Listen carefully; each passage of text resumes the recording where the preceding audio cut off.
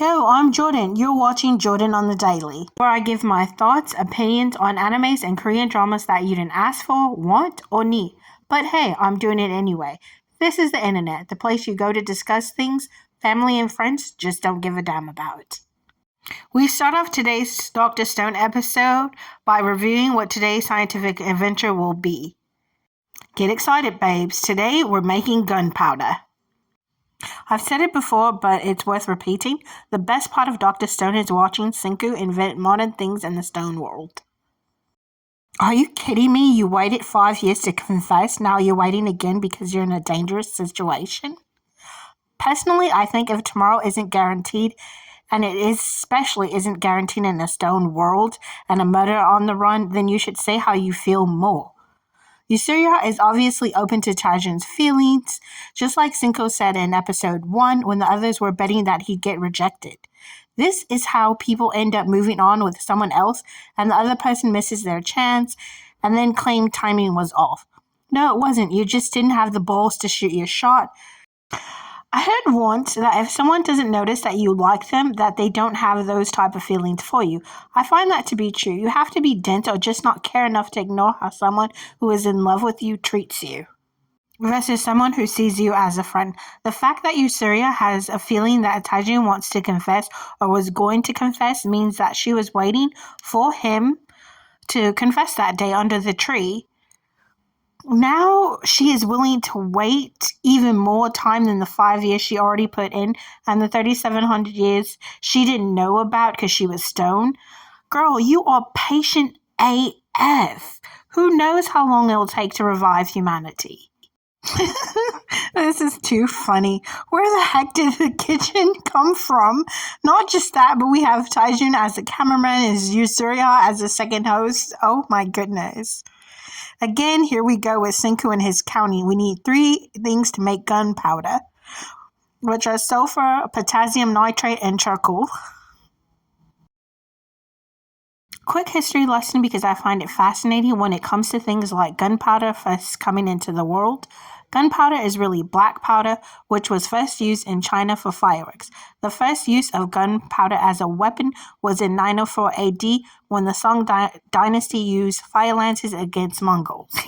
Not add sugar for It must be the kitchen show element that's making Senku want to go the extra mile. Mega Senku coming through to prevent lawsuits and people from doing stupid things. Although these ingredients are hella hard to get, so the average person can't just make gunpowder. Plus, it's probably illegal. I really love when Senku messes up because it shows that just because he's smart doesn't mean that he can't make mistakes. After all, scientists get things wrong all the time. That's the best part about science. This little mistake is what gives us the name of today's episode, which is Fire the Smoke Signal. Tsukasa might not be the mindless murderer, as Senku says, but to me, someone who kills because they believe it's the right thing to do and call it a calling instead of what it is, which is murder, is scarier than a serial killer who's just plain crazy. Taijun called Tsukasa a warrior before, and I can see that, but I think he's forgetting something about what it means to be a warrior. You can't prevent and prepare for war at the same time. Tsukasa claims that he's going to do what he has to do, and his actions towards Taiju during the scuffle suggest he doesn't want to go to war, but he refuses to not kill the statues of the adults, so he does want a war against the very people he says he's trying to save. Taijun and Senku are innocent and have bright futures, but he'll end Senku because he has a different ideology than he does. It really sucks that it has come to Tsukasa and Senku being willing to kill each other because, truth be told, humanity really needs them both. I really wish Tsukasa and Senku got along because the guy is sharp. He knew based on the shells and the fact that he remembered that Senku said 4 things you could make with the potassium nitrate, even though he lied and said he said 3 that he was hiding, making a weapon from him. I have continued to be impressed by how these writers wrote Yusura, despite the fact that I still really want more of a background story for her.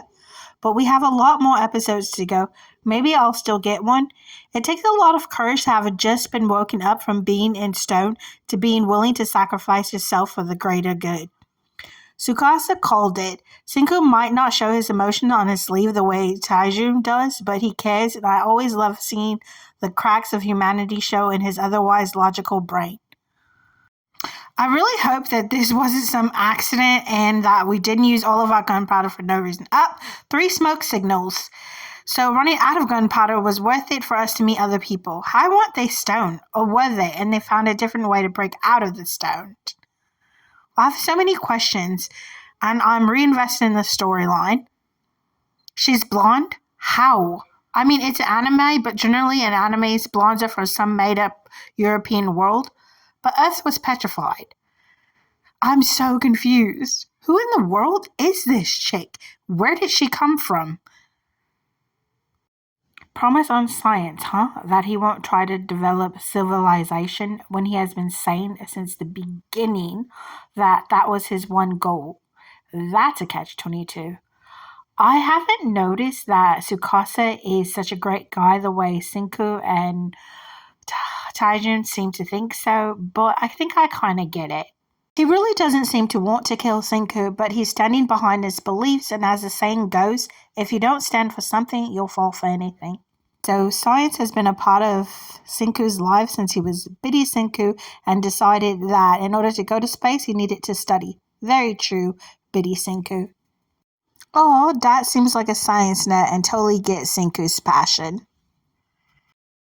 Look, we've decided to add Taijun in our madness of scientific discovery. Too cute. That poor grandpa in the background has gone from thinking Senku is adorable to worried for his life. Tsukasa was right about Senku not being the kind of guy to run away from a fight. No one is bullying this geek. I mean, the kid built a taser.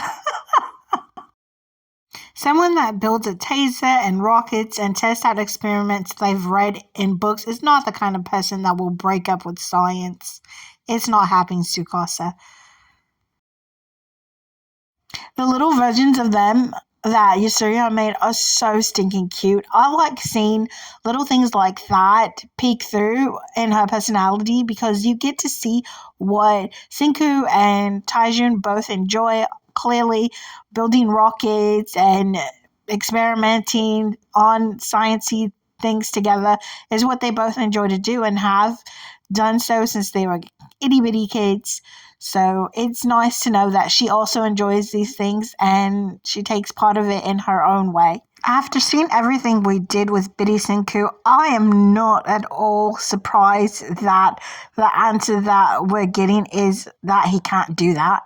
And neither is Tsukasa, because really he knew it. He knew he would say no. He just really was hoping that he wouldn't. But yeah, no. There's just no way that he was going to say yeah. Can they actually even kill off their person? I don't think so. He's the MC. I mean, and even if he wasn't, he is the person that they need to bring back humanity. He has the scientific mind. What? No, I mean, what? Come on now, stop playing games with me. You can't kill off Senku. Instead of playing games with me and trying to fake me out with Senku's death, you should be worried about who that girl is. I mean, seriously, who is she?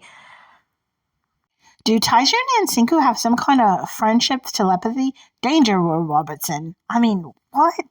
How did he know? You guys are mean. I mean, he can't be dead, right? Right? I'm Jordan, and you just watched Jordan on the Daily. I'll see you tomorrow, nerd.